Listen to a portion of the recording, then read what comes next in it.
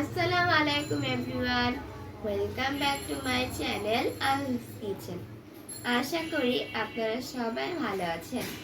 আমি আজকে আপনাদের সঙ্গে শেয়ার করছি আলু পুরি। খুব অল্প কিছু উপকরণে এবং সহজভাবে এই রেসিপিটি আপনাদের সঙ্গে শেয়ার করার চেষ্টা করেছি। আশা করি রেসিপিটি ভালো লাগবে। চলে যাচ্ছি মূল রেসিপিতে। আলু পুরি বানানোর জন্য এখানে আমি 3টে আলুকে সিদ্ধ করে নিয়েছি। এখন আমি আলুগুলোকে একটি গ্রেটারের সাহায্যে গ্রেট করে নেব।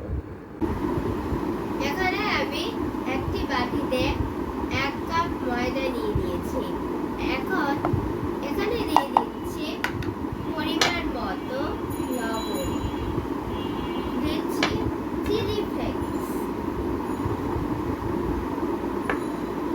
দিচ্ছি 1 টেবিল চামচ তেল।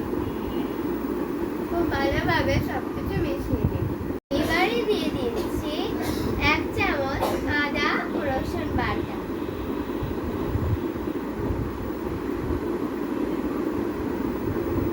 দিচ্ছি ধনে পাতা কুচি এবং আগে থেকে গ্রেট করে রাখা আলু।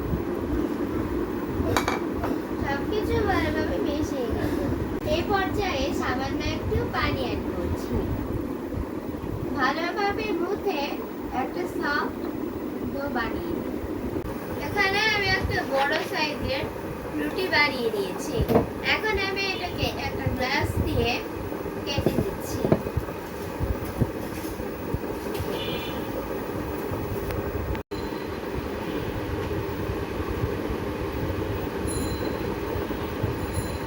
কিভাবে আমি সবগুলোকে বানিয়ে নিব।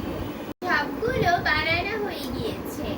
গ্লাস দিয়ে এগুলো কাটার কারণ হলো যাতে এগুলো একই সমান হয়।